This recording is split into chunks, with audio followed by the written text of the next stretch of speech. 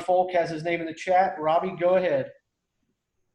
Rowdy, it seems like just yesterday you were coming in as a freshman and wide-eyed in the fall and all that, facing SEC pitching for the first time, but you're the veteran now this year.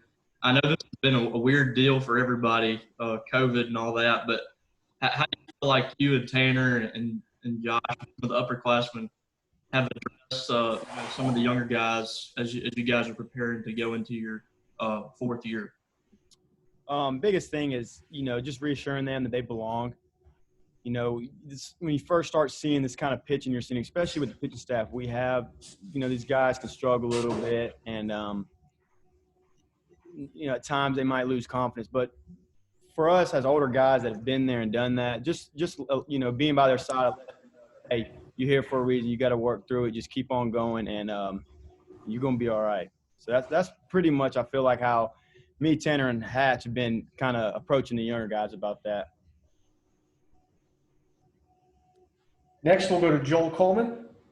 Hey, Rowdy, you mentioned some of those pitchers and that pitching staff that you guys have.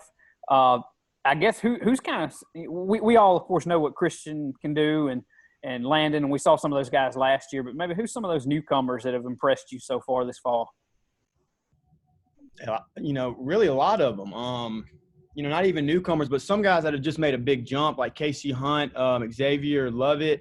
Those two guys have really been impressive this fall. We got some freshmen, Jackson Fristow. Rokos has pitched well. And we collectively have a lot of guys that have come in and pitched really well, and a lot of guys that didn't pitch a lot last year that are pitching really well in the fall and showed a lot of improvement. We'll go back to Robbie Falk. Rowdy, you had a couple of slow starts your first 2 years, and I know last year you had mentioned kind of adjusting your approach at the plate a little bit, and you had a good start to the year last year leading off. How have you felt like that approach has kind of transitioned now to another year, and how do you feel like you've handled that leadoff spot? I think I did fine last year. I like you said, I had a good start. And I'm just going to stick to the same things that I did last year. Just believing in myself, having confidence. Just your approach is really the biggest thing. Not trying to do too much, stick to myself. And I feel like that's something that really helped me, start off on a better note than I had my first 2 years. And that's really what I'm going to do this year. I'm just going to stick to the game plan and do the same thing and hopefully have another good start. We'll go back to Joel Coleman. With Justin and Jordan being gone now, of course, two big pieces in the middle of that lineup.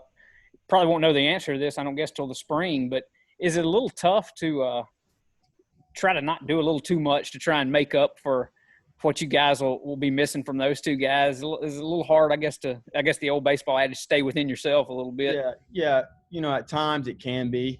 But when you have coaches that are always – they're letting you know that you don't have to do more than you need to, that what you've done in the first 3 years from a hitting perspective is enough. So just stick to yourself, stay within yourself, and you don't have to try to fill any gaps. Just let everybody play, and everything's going to work out.